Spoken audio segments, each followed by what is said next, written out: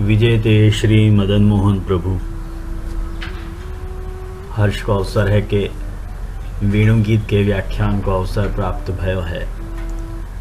जैसे कि मैंने आपको पूर्व के एपिसोड्स में बताया हो तो कि चारों जो गीत हैं उन गीतन के स्वस्वर पाठ कैसे हो सके हैं वो मुझको आपको बताने हते। तो मैंने आपको वा श्रृंखला में भ्रमर गीत और भ्रमर गीत के बाद युगल गीत और युगल गीत के बाद अब या बखत वेणु गीत को मैंने स्वस्वर पाठ को अवसर प्राप्त भयो है।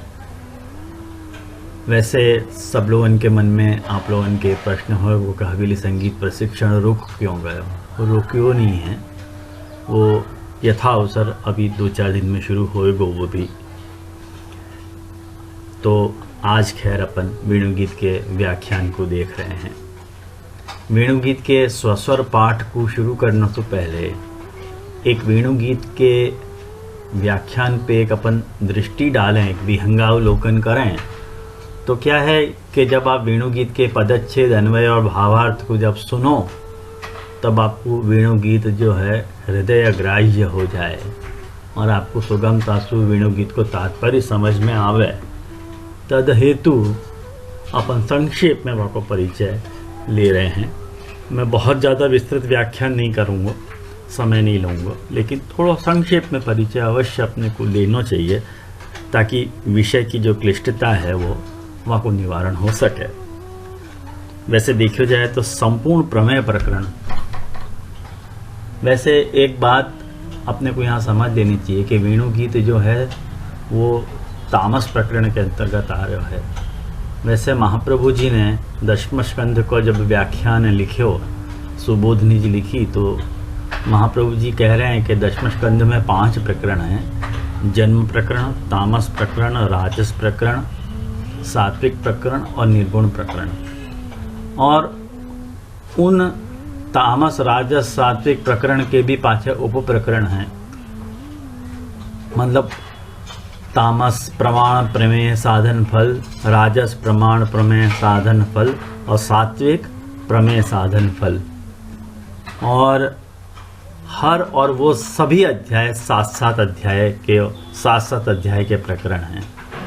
कारण कि महाप्रभु जी के जो व्याख्यान की जो शैली रही है वो शैली या प्रकार की है कि महाप्रभु जी जब भी उन 7 अध्याय, माने तामस प्रमाण के 7 अध्याय, प्रमेय के 7 अध्याय, तो 7 अध्यायन में वह प्रकरण को विभाजित करने को जो प्रयोजन है वो प्रयोजन ये है कि महाप्रभु जी जब भी व्याख्यान कर रहे हैं तो महाप्रभु जी को ठाकुर जी के षड्धर्म स्फुरायमान हो रहे हैं और धर्मी भी स्फुरायमान हो रहे हो। तो उन धर्मन को योजन और वह धर्मी को योजन उन अध्यायन में कैसे होएगो या कि एक दृष्टि और एक वरदान कहो तो वरदान महाप्रभु जी ने अपने को दियो है, जो या तेरे को व्याख्यान एक श्री महाप्रभु जी के अलावा अपने को अन्यत्र कहीं भी उपलब्ध नहीं हुए है। ये अपने संप्रदाय को अति गौरव का विषय है। तो वह श्रृंखला में वेणु गीत तामस प्रकरण के, तामस प्रमेय प्रकरण के अंतर्गत आ रहा है। वह प्रमेय प्रकरण को अंतिम अध्याय है जो धर्मी निरूपक अध्याय है। तो पूर्व के जो 6 अध्याय हैं तामस प्रमेय प्रकरण के, मतलब 15वें अध्याय से लेकर के, उनमें क्या बात आ रही है, कैसे वो षड्धर्म प्रतीत हो रहे हैं, वाको एक विहंगावलोकन अपन कर लें। तो ये बात आपको ध्यान में रखनी चाहिए कि तामस प्रमेय प्रकरण जो है वह में आसक्ति को वर्णन आ रहा है और आसक्ति सप्तधा वर्णित भई है। कारण कि या के पूर्व के प्रकरण में माने जो तामस प्रमाण प्रकरण होतो वह में भगवत प्रेम को वर्णन होतो, या में आसक्ति को वर्णन आ रहे हो, और तामस साधन में व्यसन को वर्णन आएगो।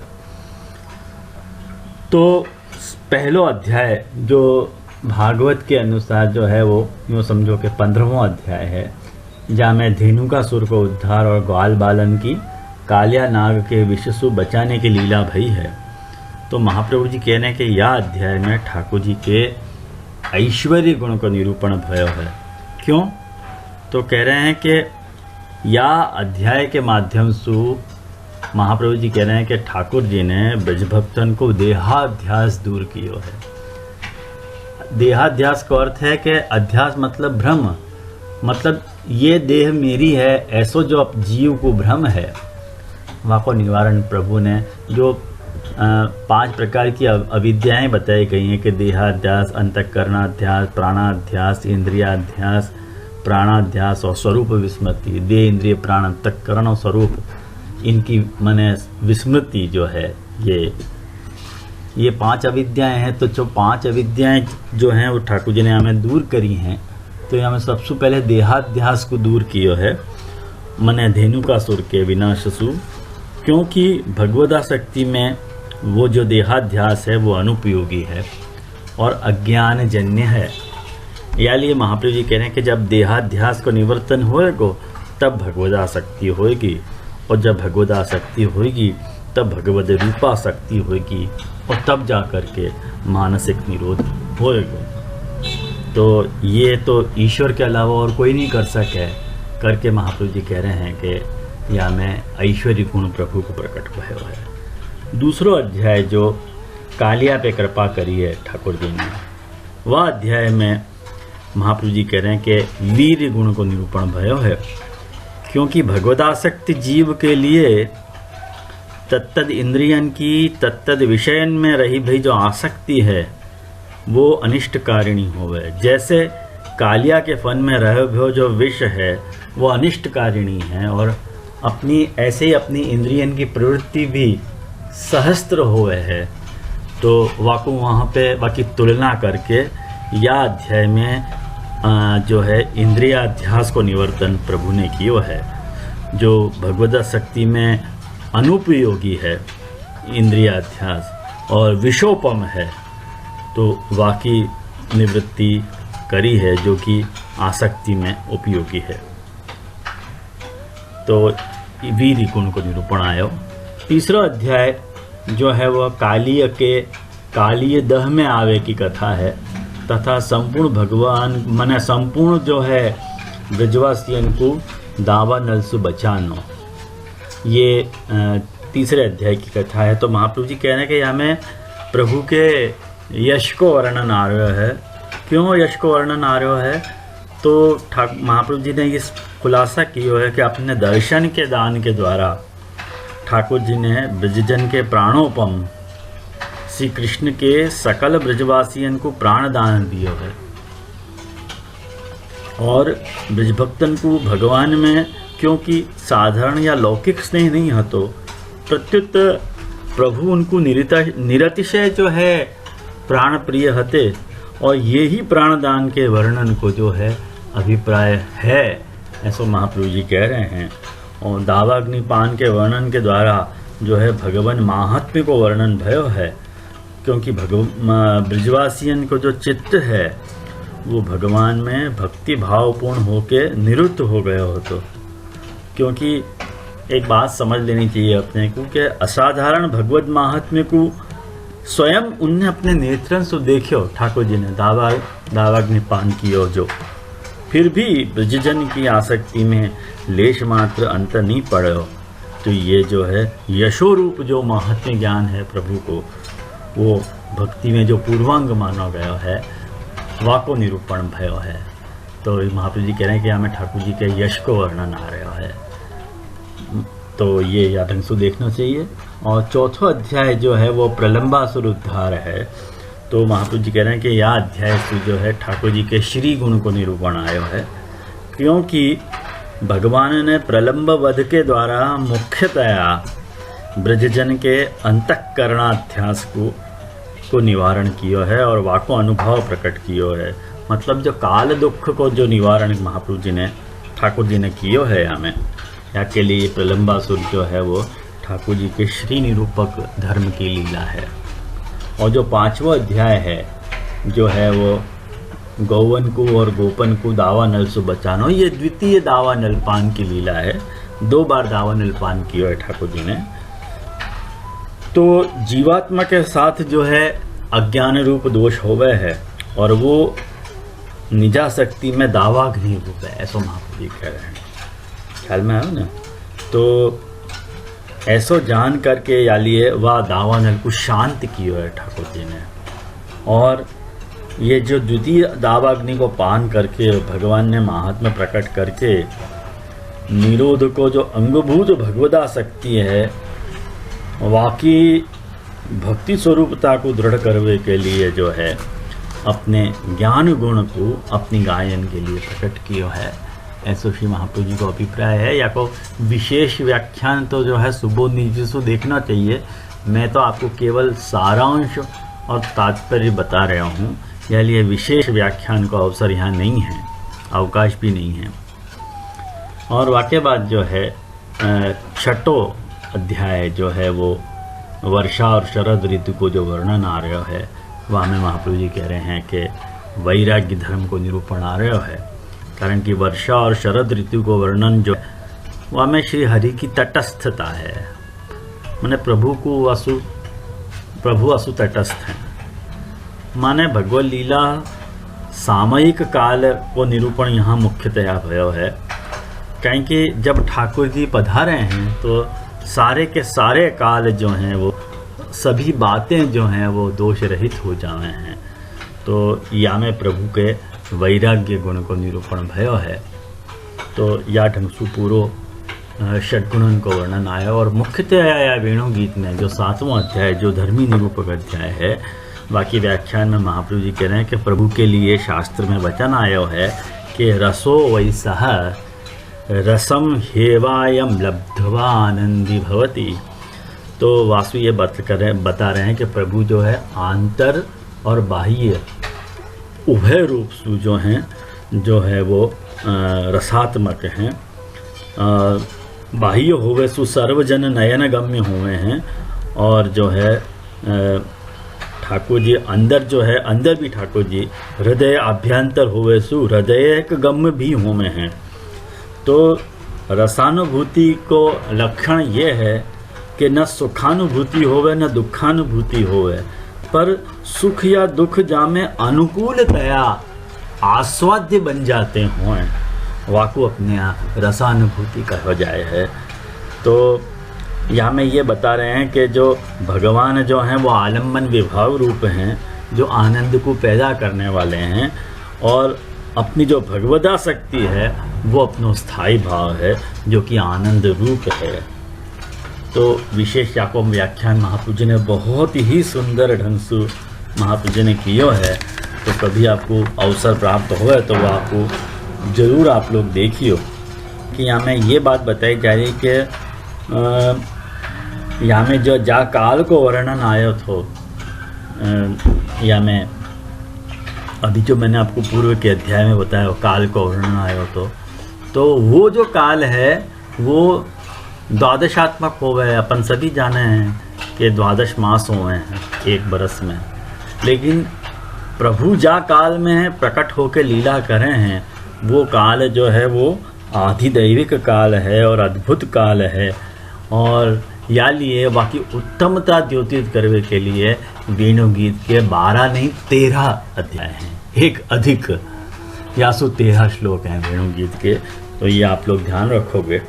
और या सुसिद्ध होवे कि या गीत में जो वेणुवादन भयो है वो अद्भुत वेणुवादन भयो है। और वहाँ में भगवान को जो है प्रमेय रूप के द्वारा जो ठाकुर जी ब्रह्म विद्योपदेश कर रहे हैं वह को अनुभाव प्रकट भयो है। ये संक्षेप में वेणुगीत के व्याख्यान को अंग है। तो विशेष व्याख्यान आप लोग ग्रंथ से ही देख लीजिए। तो बस इतना व्याख्यान करके अपन आगे के श्लोकन को पदच्छेद और अन्वय भी देख लें।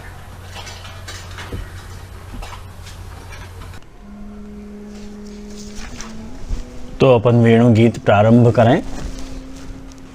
तो सबसे पहले ये बात अपने को समझनी चाहिए कि जो प्रथम 6 श्लोक हैं 1 से लेकर के 6 श्लोक, उन 6 श्लोकन में उपक्रम किया गया है, मतलब उपोद्घात किया गया है, प्रारंभ किया गया है तो ये 6 श्लोक जो हैं ये शुकदेव जी परीक्षित जी को कह रहे हैं। और 7वें श्लोक से गोपीजन आपस में वेणु को वर्णन कर रही हैं। तो 106 श्लोक तक उपक्रम है और 7वें श्लोक से 19 श्लोक तक माने 719 13 हुए। तो उन 13 श्लोकन में जो है वो वेणु गीत है और वाके बाद जो 20वां श्लोक है वो उपसंहार है। तो ये बात आपको समझ में आनी चाहिए। तो या ढंग से आखे वेणु गीत की योजना है। तो सबसे पहले अपन देखें कि शुकदेव जी क्या कह रहे हैं। तो कह रहे हैं कि इत्थम मतलब जैसे मैंने पहले वर्णन किया तो तदनुसार शरत स्वच्छ जलम, शरद ऋतु के कारण स्वच्छ जल वालों और पद्माकर सुगंधिना, खिले भय कमलन की सुगंध वालों जो पवन है, वा पवन सु वासित वो वृंदावन है। ऐसे वृंदावन में प्रभु ने प्रवेश कियो।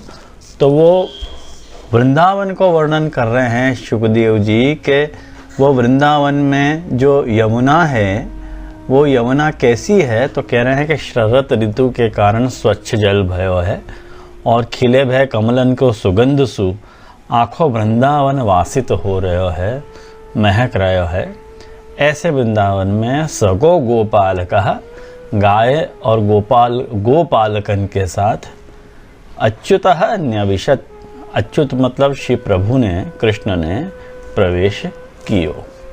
तो ये प्रथम। तो अपन विस्तृत व्याख्या की कुछ भी नहीं देख रहे हैं, अपन केवल मूल श्लोक वको अन्वय पदच्छेद और भावार्थ बस इतनी चीज अपन देख रहे हैं। तो या के बाद दूसरे श्लोक में शुकदेव जी कह रहे हैं कि कुसुमित वनराजी सुष्मि भृंग द्विजकुल जुष्ट सरसरीन महिध्रम मधुपति रवगाह्य चारयन गाह सह पशुपाल बलश्चकूज वेणु। कह रहे हैं कि कुसुमित वनराजी समझा रहे हैं कि सुंदर पुष्पन से जो परिपूर्ण वृक्ष की पंक्तियां हैं, वृक्ष की जो पंक्तियां हती उन पंक्तियन में, वृक्ष की पंक्तियन में वनराजी सुष्मि भृंग द्विजकुल जुष्ट सरसरीन महिध्रम मतलब जो मतवाले भौरे हैं, विभिन्न पक्षियन के जो कलरव हैं, उन कलरव सु जो सरोवर है, जो नदी है और जो पर्वत है वो गुंजायमान है, माने गूंज रहे हैं भौरान के और विभिन्न पक्षियन के स्वर। तो ऐसो जो वृंदावन है जहाँ में ये सब हो रहे है, ऐसे वृंदावन में सह पशुपाल बलह गोप बालकन के साथ और बलराम जी के साथ मधुपति भगवान श्री कृष्ण ने अवयह प्रवेश करके गाहा चारयन गायन को चराते भय वेणु चुकूज वेणु बजाई, ये कह रहे हैं आयो। और या के बाद जो तीसरो श्लोक है वामे यूं कह रहे हैं कि तदव्रजस्त्रिय आश्रित्य वेणुगीतम स्मरोदयम काश्चित परोक्षम कृष्णस्य स्वसखिभ्यो नुवर्णयन। काश्चित मतलब कितनी ब्रज की जो स्त्रियां हती, वो जो स्त्रियां माने कुछ गोपियां आमे सो ऐसी हती। तो उन ब्रज की स्त्रियन ने क्या कियो कि तद स्मरोदयम वेणुगीतम, तद मतलब वाह काम को उत्पन्न करने वालों जो वेणु को गीत है तो स्मरोदयम वेणु गीतम, और वाह वेणु के गीत को आश्रित्य सुन करके कृष्ण के परोक्ष में मतलब सामने नहीं विराज रहे हैं ठाकुर जी, परोक्ष में विराज रहे हैं। उनसे मतलब वर्णन या प्रकार से कर रही हैं कि जैसे उनकी आंखन के सामने सारी घटना घटित हो रही है, वो देख रही हैं, देख पा रही हैं। या प्रकार को वर्णन जो है शुकदेव जी कह रहे हैं परीक्षित जी के ब्रज गोपिकान ने कियो। और वो बात परीक्षित जी को बता रहे हैं कि कृष्ण से परोक्षम, श्री कृष्ण के परोक्ष में स्वसखिभ्य अपनी सखियन से मिल कर के अनुवर्णयन, वह वेणुनाद को वर्णन करवे लगी। तो ये अपन ने तीसरो श्लोक देखो।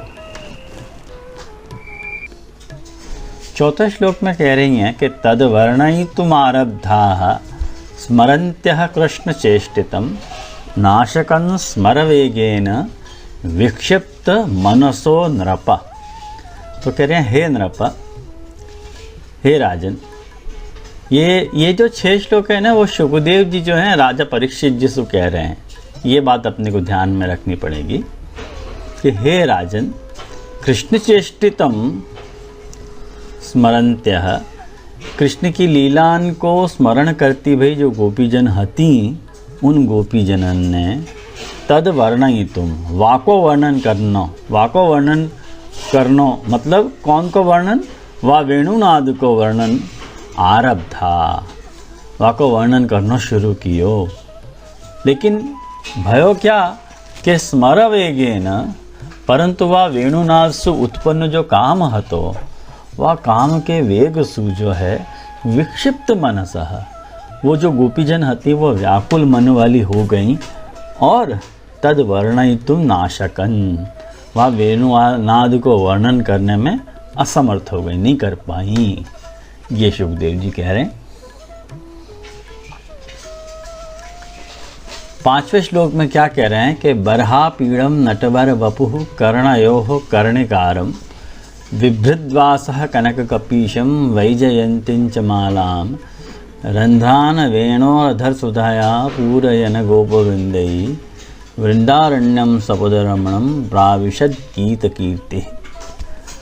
क्या कर रहे हैं, यूँ कह रहे हैं कि बर्हा पीड़म कर्णयोः कर्णिकारम, आपने श्रीमस्तक में मोर पिच्छन को मुकुट धारण किया है और कर्णयोः, दोनों अपने श्रीकर्ण में कर्णिकारम कनक कपीशम वासः च, मैंने कर्णिकार के फूलन को धारण किया है आपने श्रीकर्णन में, और स्वर्ण जैसे जो पीले वस्त्र को, मैंने ये सब क्या श्रृंगार धारण किए हुए ठाकुर जी ने। ठाकुर जी को कैसो वेश है, ये अपने यहाँ ठाकुर जी के मैंने अपने यहाँ के प्रमेय को मतलब प्रभु को वर्णन यहाँ पे आ रहा है कि अपनो प्रभु कैसो है, वो अपना पुष्टि प्रभु को स्वरूप कैसो है, वहाँ को वर्णन यहाँ किया जा रहा है।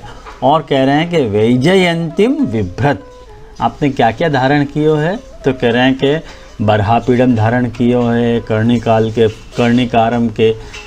के फूलन को धारण कियो है, और स्वर्ण जैसे पीले वस्त्र धारण किए हैं, और ग्रीवा सुचरण तक लटकती जो है वैजयंती माला को धारण कियो है, और ऐसो वेश धारण करके अधर सुधया वेणो हो रंध्रान पूरयन, मैंने स्वयं के अधरन के अमृत द्वारा वेणो रंध्रान मैंने वेणु के छिद्रन को पूरयन पूरित करने वाले गोप वृंदई गीत कीर्ति, गोप बालकन की टोली द्वारा गाई जाती कीर्ति है जिनकी, मतलब गोप मैंने ठाकुर जी की कीर्ति को गान कर रहे हैं, ऐसे गोप बालकन की टोली है ठाकुर जी की।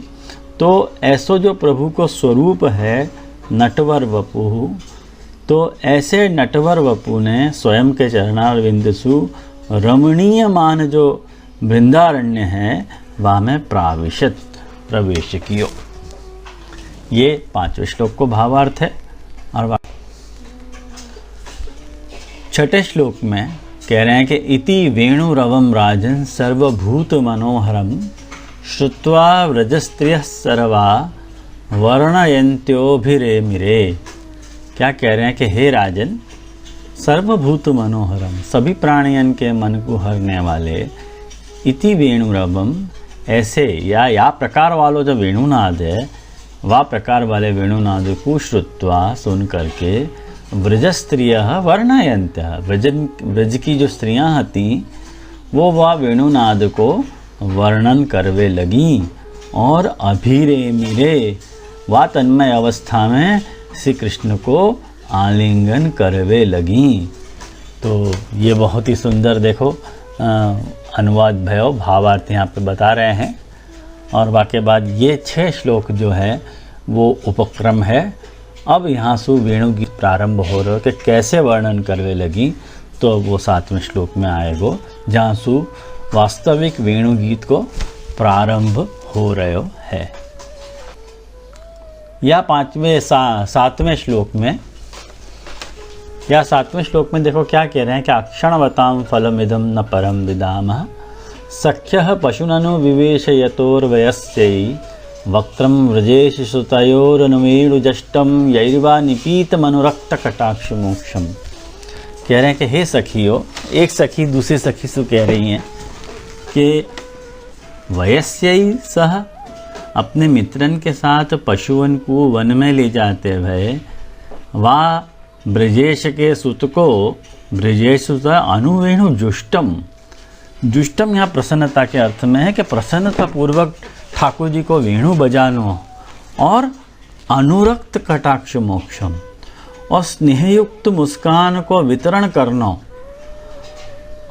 और वक्त्रम यही निपीतम, ऐसे ठाकुर जी के मुखारविंद को, मुख कमल को, यही ही निपीतम, जिनने पान कियो है, उनने ही अक्षणवताम, उनने ही खुद के नेत्रन को इदम फलम, ये जो कृष्ण दर्शन रूपी फल है वह को प्राप्त कियो है। परम न विदाम, तदतिरिक्त जो अन्य नेत्रन को भी फल है ये तो हम जाने ही नहीं है। वो कह रहे हैं कि फल क्या है आँख वाले इनको, कि वाह श्री कृष्ण को दर्शन करनो। तो ये 7वां श्लोक आया। अब याकि अपन विस्तृत व्याख्या में नहीं जा रहे हैं, खाली केवल अनुवाद देख ले रहे हैं, जसो अपने को आपाततः वेणु गीत में क्या बात आ रही है वो अपने को ध्यान आवे। 8वें श्लोक में दूसरो श्लोक आ रहे है, चूत प्रवाल बरहस्तबकोत्पलाब्जमाला अनुप्रक्त परिधान विचित्र वेशौ मध्ये विरेज तुरलम पशुपाल गोष्ठ्याम रंगे यथा नटवरौ क्वच गायमानौ। अब कह रहे हैं कि जो चूत प्रवाल है, मतलब आम के जो नवांकुर हैं, मोर पंखन के गुच्छाएं हैं, और फूलन के गुच्छाएं हैं, और रंग बिरंगे कमल की जो मालाएं हैं, और नील और पीत वस्त्रन को धारण करके ये जो विचित्र वेश वाले बलराम और कृष्ण हैं, और ये जब जा समय पशुपाल गोष्ठ्याम, माने गोपालकन की सभा के बीच में जहाँ बखत गायमान हो, मतलब गान कर रहे हैं, मतलब मधुर संगीत की तान छेड़े हैं, तब वह समय ऐसो जान पड़े है कि यथा रंगे नटवरौ, जैसे रंगशाला में 2 चतुर नट जो हैं अभिनय कर रहे हों, और अलम विरेजतु, मतलब अत्यंत शोभायमान हुए हैं, ऐसे ये दोनों राम और कृष्ण हैं। ये 8वां श्लोक देखो अपन ने। और के बाद या 9वें श्लोक में कह रहे हैं कि गोप्यः किमाचरादयं कुशलं स्म वेणुर्दामोदराधर सुधामपि गोपिकानां भुंक्ते स्वयं यदवशिष्ट रसं हृदिन्यो ऋष्यश्रुमुचुस्तरवो यथार्याः। कह रहे हैं कि गोप्यः अयम वेणु, अरे गोपियो अयम वेणु, या वेणु ने किम कुशलम, क्या कल्याण आचरत स्म, कियो होएगो कि ये गोपिका नाम दामोदराधर सुधामपि स्वयं अवशिष्ट रसम भुंक्ते, मतलब जो गोपिकाओं को भोगने योग्य सुधा है, वह दामोदर श्री कृष्ण की अधर सुधा को भी खुद स्वयं अकेले ही जरा भी शेष रखे बिना संपूर्ण रस को भोग कर है। मतलब जब ठाकुर जी वेणुनाद में अमृत को जब भरे हैं, तो वापस सारों को सारो फल ये वेणु ही तो ले जाए है। या लिए गोपियन को जलन हो रही है कहीं, है ना, क्या कल्याण किया है, किम कुशलम आचरत। हृदिन्य, हृदिन मतलब ये नदियाँ जो हैं, अब देखो वहाँ को प्रभाव नदियन पे कैसे पड़ रहा है। तो कह रहे हैं कि ये नदियाँ जो हैं वो हृष्य त्वचा है, मतलब खिले हुए कमल के वन के बहाने रोमांचित हुए हैं। वो जो कमल को खिलनो है वो नदियन को रोमांचित होने को टोकन है। और वृक्षो आर्या यथा अश्रु मुमुचुः, माने जैसे जो वृक्ष हैं, ये वेणु जो है वो वृक्ष में से तो उत्पन्न भई है। तो ये क्या कह रहे हैं, गोपियाँ यूँ कह रही हैं कि कुल के पुरुषन के समान, जैसे कुल में कोई अच्छो व्यक्ति जन्म लेवे तो वो कुल धन्य हो जावे, तो वृक्ष कह रहे हैं कि वृक्ष में कृष्ण को भक्त उत्पन्न भयो है, और या लिए वो सत्पुरुषन के समान हर्ष के माने खुशी के आंसू उनको बहा रहे हैं। क्या इनकी देखो आप ब्रज गोपिका इनकी कल्पना है, ये बात कह रहे हैं। तो ये अपन ने 9वां श्लोक देखो, अब या के बाद 10वां श्लोक। अब 10वें श्लोक में कह रहे हैं, 10वें श्लोक में कह रहे हैं, वृंदावनम सखी भुवि वितनोत कीर्तिम यद देवकी सुतपदाम्बुजलक्ष्मी गोविंद वेणु मनुमत्तमयूर नित्यम प्रेक्ष्याद्रिसान्वपरतन्न समस्त सत्वम। कि अरि ओ सखी, देवकी सुतपदाम्बुज लब्ध लक्ष्मी, श्री कृष्ण के चरण कमलन की शोभा को प्राप्त करने वालों, ये जो यद वृंदावनम, ये जो वृंदावन है वो भुव कीर्तिम वितनोति, पृथ्वी की कीर्ति को बढ़ा रहे है, और गोविंद वेणुम, गोविंद के माने वेणुनाद को सुन के अनुमत्तम मयूर नित्यम, मत्त मयूर नित्यम, मतवालो होके नाचते भय मयूरन के नृत्य को प्रेक्ष्य मतलब देख के, आदृसान्व समस्त सत्वम, मन पर्वत के शिखर पर रहने वाले सभी प्राणी जो हैं अपने अपने कार्य को छोड़ देवें, मने चुपचाप शांत होकर खड़े रह जावें। ये वृंदावन को मने वृंदावन में ठाकुर जी के वेणुनाद को देखो प्रभाव बता रहे हैं। तो ये 10वां श्लोक अपन ने देखियो। 11वें श्लोक में कह रहे हैं कि धन्याः स्म मूढ़मतयोपि हरिण्य एता यानन्दनन्दनमुपात्त विचित्रवेशम् आकर्ण्य वेणुरणितं सह कृष्णसाराः पूजां दधुरविरचितां प्रणयावलोकैः। यूँ कह रहे हैं कि एताः, ये जो मूढ़ बुद्धि वाली जो हरिणियाँ हैं वो धन्य हैं। क्यों धन्य हैं? तो कह रहे हैं कि याः सह कृष्णसारा वेणुरणितं आकर्ण्य, मैंने जो अपने कृष्णसार जो पतिए हैं, काले जो मृग हैं, उनके साथ प्रभु के वेणुनाद को सुन करके उपात्य विचित्र वेशम, विचित्र वेश को धारण करने वाले नंद नंदन श्री कृष्ण को प्रेम युक्ति दृष्टि के द्वारा सम्मान कर रही हैं। तो इनको जो प्रेम सु ठाकुर जी को जो निहारनो हैं, वो निहारने को यहाँ पे पूजा कहो जा रहे है। ये जो है उनकी पूजा कर रही हैं। तो अपने यहाँ प्रेम युक्त दृष्टि से देखना जो है वाकु अपने यहाँ पूजन मानो गया है। और यह बात को संकेत जो है अपने यहाँ भक्तिवर्धिनी में भी आयो है, भक्तिवर्धिनी ग्रंथ में भी सब टीकाकारण ने यह बात को उल्लेख किया है कि अपने पूजा याकू अपन पूजा कह रहे हैं। तो बहुत सुंदर ये श्लोक है। तो वहाँ के बाद 12वें श्लोक,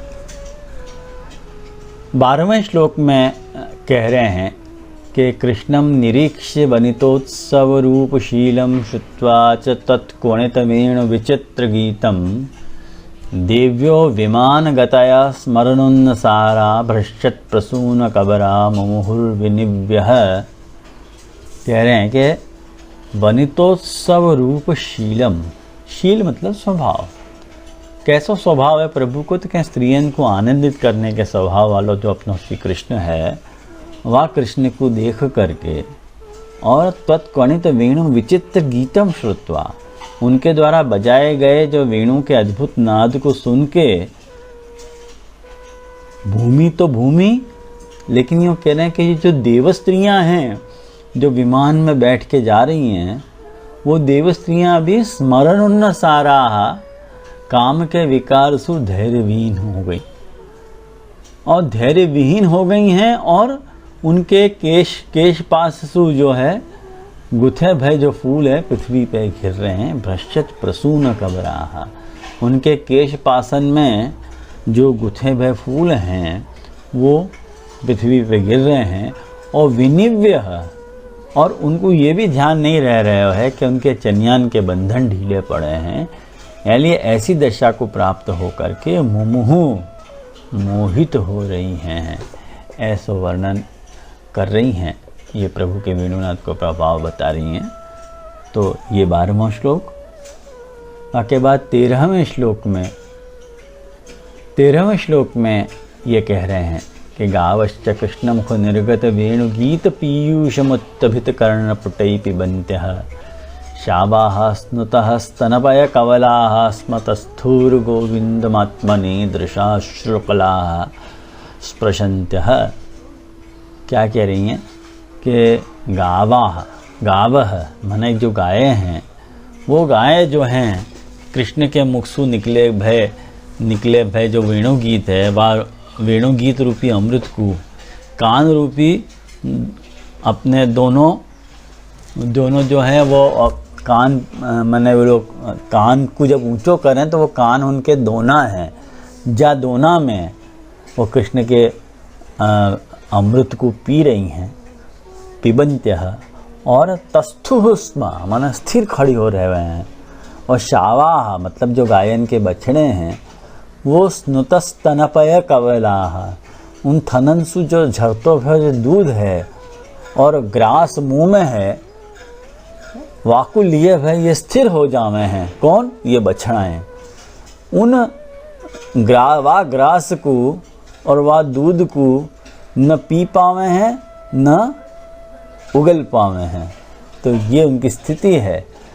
तो और ये गौवें और ये जो बछड़ाएं हैं वो दृष्टि मार्ग के द्वारा गोविंदम आत्मनि अश्रुकला, मैंने श्री कृष्ण अपने मन में स्थापित करके हर्ष के आंसुओं को स्पर्श करके तस्थुस्म मन स्थिर हो जाए हैं।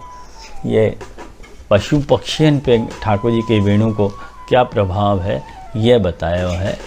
और वाक़ई बात जो है नेक्स्ट स्वयं के नेत्रन को ये बंद नहीं करें, और अन्य बातन को यदि छोड़ भी दें ना, विगतान्य वाचः, तो ये पक्षी जो है बन के सुंदर सुंदर वृक्षन की नई और सुंदर कोपलों वाली जो डालियां हैं उन पे आरूह्य बैठ के कृष्णेक्षितम कृष्ण को दर्शन करे हैं। और तदुदितम कल वेणु गीतम श्रणवंती, उनके द्वारा बजाए गयो जो वेणुनाद है वह मधुर वर्ण वेणुनाद को श्रवण करे हैं। तो ये पक्षी या तरह के हैं। बाकी बात 15वें श्लोक में देखो क्या बात आ रही है। वो कह रहे हैं कि जब ये नदियां भी नद्यस्तदा तदुपधार्य मुकुंद गीतमावर्त लक्षित मनोभव भग्न वेगा आलिंगन स्थगित उर्मी भुजई मुरारे गृहणंती पादयुगलम कमलोपहारा। बहुत सुंदर भाव बता रहे हैं कि तदा नद्यः, तब ये जो नदियां हैं वो नदियां भी तद मुकुंद गीतम उपधार्य, वह कृष्ण के बंसी के नाद को सुन के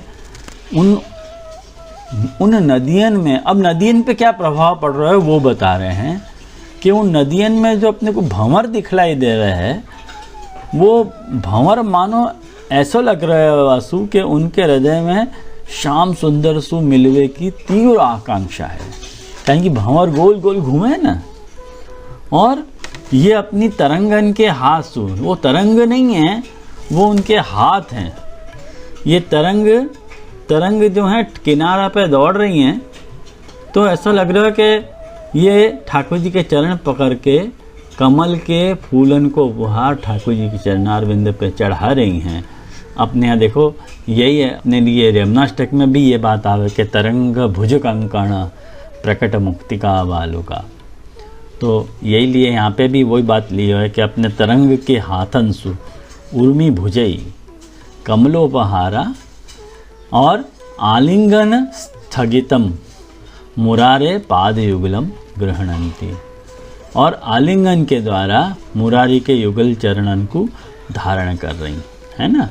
जब वहाँ पे जा रहे हैं ठाकुर जी के चरणारविंद को भिजा रही हैं और वहाँ पे जा करके अपने हाथ से ये जो तरंग जो हैं ठाकुर जी के चरणारविंद से आके लौट जा रही हैं, वाको ऐसो ये भाव बता रही हैं कि ये कमल के फूलन को उपहार ठाकुर जी के चरणारविंद पे चढ़ा रही हैं।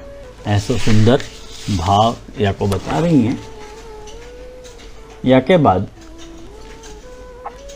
16वें श्लोक में दृष्टवा तपे व्रजपशून सहराम गोपै संचारयन्तमनुवेणुमुदीरयन्तं प्रेम प्रवृद्ध उदितः कुसुमावलिभिः सख्युर्व्यघात वपुषाम्बुदात पत्रम। जब जो हैं बलदेव जी और गोपालन के साथ ब्रजराज कुमार श्री कृष्ण जो है धूप में ब्रज पशुओं को चराते भय साथ साथ वेणु भी बजाते जा रहे हैं, अनुवेणु मुदीरे अंतम। तब प्रेम सु भरे भय जो नवीन मंडराते भय बादल हैं। अब ये देखो बादल की चर्चा कर रही हैं कि बादल उन पे ठाकुर जी के वेणुनाथ को क्या प्रभाव पड़ रहा है। तो कह रही हैं कि जो बादल हैं वो अपने सखा पे मतलब श्री कृष्ण पे कुसुमावली भी स्वपुषा आतपत्रम व्यधात, माने पुष्प रूप जो नन्ही नन्ही फूहियन की वर्षा करे हैं और ये बादल अपने शरीर को ही छाता बना के आतपत्रम व्यधात, माने वो छाता बना के तान देवे हैं। तो ऐसा सुंदर भाव बादलन को आत्मसमर्पण को यहाँ पे बताया जा रहा है कि ऐसा उनको समर्पण को भाव है बादलन को। के बाद 17वें श्लोक में पूर्णा पुलिंदुर्गाय पदाब्जराग श्रीकुमकुमेन दयितास्तनमंडितेन तद्दर्शन स्मररुजस्तृणरूषितेन लिम्पन्त्य आननः कुचेषु जहुस्तदाधिम। क्या कह रहे हैं कि तद्दर्शन स्मररुजः, श्री कृष्ण के दर्शन रूपी काम की पीड़ा वाली ये जो भील जाति की स्त्रियां हैं, अब ये पुलिंद जी को भाव बता रहे हैं यहाँ में। वो स्त्रियां जो हैं लक्ष्मी जी के जो स्तनन पे जो शोभित कुमकुम है, वो शोभित कुमकुम श्री कृष्ण के चरण कमल में शोभायमान है। माने वो तत्संबंध द्वारा, माने लक्ष्मी जी के संबंध द्वारा ठाकुर जी के चरणारविंद में शोभायमान हो गयो। अब ठाकुर जी क्या कर रहे हैं कि उन मतलब कुमकुम लगे हुए चरणारविंद सु वो घास इत्यादि पे भूमि पे विचरण कर रहे हैं। तो वो कुमकुम घास के तिनकन में भी चोंटो भयो है। तो वाह श्री कुमकुमेन तो और वो कुमकुम घास के तिनकन में चोंटो भयो होने सु तद द्वारा तिनकन में चोंटो भयो जो कुमकुम है, वह कुमकुम को ये जो भील जाति की स्त्रियां हैं अपने मुख पे और स्तनन पे लेप करके काम की पीड़ा को शांत करेंगे। नहीं हमारा हम पर कृष्ण से संबंध तो हो गया कोई ना कोई हिसाब से, कृष्ण सही कृष्ण न सही, कृष्ण के चरणारविंद में लगा भयो जो वो कुमकुम है वो ही सही, वासु उनके काम की पीड़ा को शांत कर रही हैं। जहु या लिए भगवान की चरण रजसु जो संतोष मानने वाली ये जो भीली स्त्रियां हैं कह रही हैं, ये गोपीजन कह रही हैं कि वो पूर्ण है। अरे जीवन में और क्या अभिलाषा होनी चाहिए, ठाकुर जी के चरणारविंद को छोड़ करके ठाकुर जी के चरणारविंद की ही अभिलाषा जाकू है, वास्तव में वो पूर्ण है, ऐसा श्री गोपीजन कह रही हैं। और 18वें श्लोक में हंतायाम अद्रि अबला हरिदास वर्जो यद राम कृष्ण चरण स्पर्श प्रमोदः मानम तनोति सह गोगणयो तयोरयत पानीय सूय वसकंदर मूलैः। तो या श्लोक में देखो गिरिराज जी के बारे में ये बता रही हैं गोपीजन के हे अबलाओ। यहाँ श्री गोपीजन जो हैं भक्तवर्य गिरिराज जी की तुलना में स्वयं की अल्प भगवदीयता कर रही हैं कि हम तो अल्प भगवदीय हैं और हम अपूर्ण हैं, और दुख प्रकट कर रही हैं कि हंत खेद है। काय बात को खेद है कि बलराम और श्री कृष्ण के चरण स्पर्श से आनंदित हो तो ये जो गोवर्धन पर्वत है वो तो भगवान के भक्तन में श्रेष्ठ है। क्यों श्रेष्ठ है? क्योंकि ये तो सह गोगणयो हो, गाय के समुदाय के साथ बलदेव जी तथा श्री कृष्ण को जल घास कंदरा और कंदमूलन सु सत्कार करे है और सत्कार को वर्धन कर रहे हो है, यानी हम तो अबलाए हैं। यानी हम तो अबला हैं, हम तो उनकी कक्षा में कहीं नहीं आ रही हैं, ऐसी ये गोपीजन कह रही हैं एक दूसरे से।